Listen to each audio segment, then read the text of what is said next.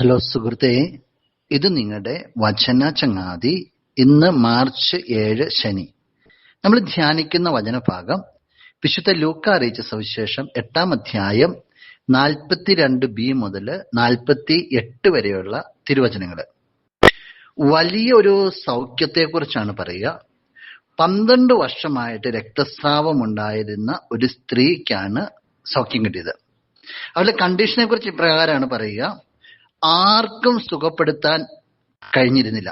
അപ്പൊ അവളുടെ ഒത്തിരി ആളുകളുടെ വൈദ്യന്മാരുടെ അടുത്തോടെ പോയിട്ടുണ്ട്, പക്ഷെ ആർക്കും അവളെ സുഖപ്പെടുത്തുവാനായിട്ട് സാധിച്ചിട്ടില്ല എന്ന്. അത്രമാത്രം ഗൗരവമേറിയതാണ്.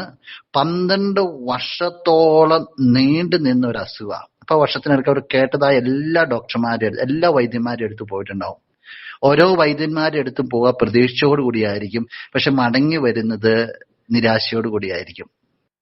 അങ്ങനെയുള്ള ഒരു സ്ത്രീ 12 വർഷം എന്ന് പറഞ്ഞാൽ അല്പം നിരാശയുടെ വക്കിലൊക്കെ ജീവിക്കാനായിട്ട് സാധ്യതകളുള്ളൂ.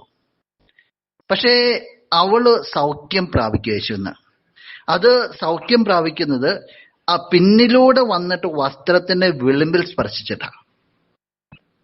വൈദ്യന്മാരുടെ അടുത്തല്ല അവള് പോയത്. നേരെ വൈദ്യന്മാർ മരുന്ന് കൊടുക്കുമെന്ന് കരുതിയായിരിക്കും, നേരെ വൈദ്യന്മാർ പരിശോധിച്ച് ശരിയാക്കുമെന്ന് കരുതിയായിരിക്കും. പക്ഷേ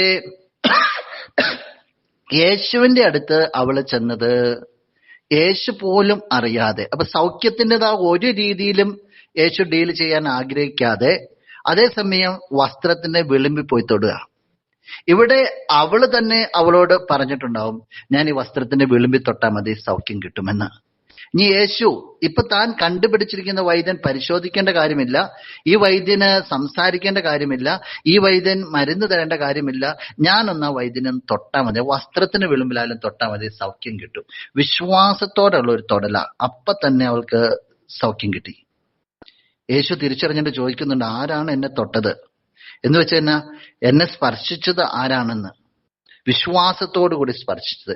ഈശോ അവസാനം അവളോട് പറഞ്ഞിരിക്കുന്നു, നിന്റെ വിശ്വാസം നിന്നെ രക്ഷിച്ചിരിക്കുന്നു, സമാധാനത്തോടുകൂടി പോവുക. സുഹൃത്തെ, നോമ്പിന്റെ ഈ അരൂപിയിലൂടെ കടന്നു പോകുമ്പോൾ നിന്റെ വിശ്വാസത്തെ നീ ഒന്ന് പരിശോധിക്കുന്നത് നല്ലതാണ്. ഒത്തിരി ആളുകളുടെ അടുത്ത് പലവിധ കാര്യങ്ങൾക്കായിട്ട് നീ പോവുക, നിന്റെ ബുദ്ധിയിൽ ആശ്രയിച്ചില്ലേ? എത്രത്തോളം നീ ക്രിസ്തുവിൽ ആശ്രയിക്കുന്നുണ്ട്? നിന്റെ വിശ്വാസം നിന്നെ രക്ഷിക്കട്ടെ. നമുക്ക് പ്രാർത്ഥിക്കാം. എന്റെ സ്വർഗീയ ചങ്ങാതി, എന്നെ കേൾക്കുന്ന ഈ ചങ്ങാതിയെ സമർപ്പിക്കുകയാണ്. ജീവിതത്തില് എന്ത് പ്രതിസന്ധി ഉണ്ടായാലും വിശ്വാസത്തോടു കൂടി നിന്നിലേക്ക് അടുത്തു വരുവാനായിട്ട് എന്റെ ഈ ചങ്ങാതിയെ സഹായിക്കണമേ. ആമേൻ.